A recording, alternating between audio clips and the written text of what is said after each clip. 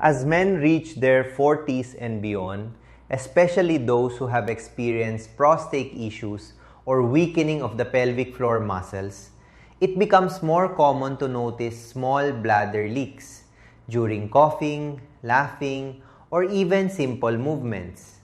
Many assume this is just a normal part of aging and choose to live with it. But the truth is, this condition, known as urinary incontinence, is very common, and more importantly, it can be managed.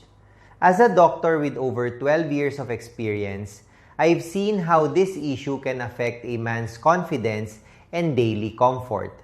The good news is, there are now simple, practical solutions available.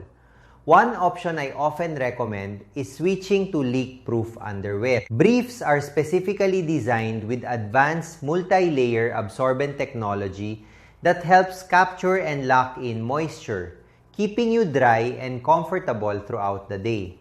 The inner fabric is soft, breathable, and gentle on the skin, so it feels just like regular underwear. The design is also thin and discreet, meaning it won't show under your clothes or feel bulky. And because they're reusable and machine washable, they're also a cost-effective long-term solution. Today, more and more men are choosing this simple change to regain their confidence and comfort. You don't have to live with the discomfort or constant worry. There is a better way. Click the link below to learn more about Wenco Boxer Briefs and find the right solution for you.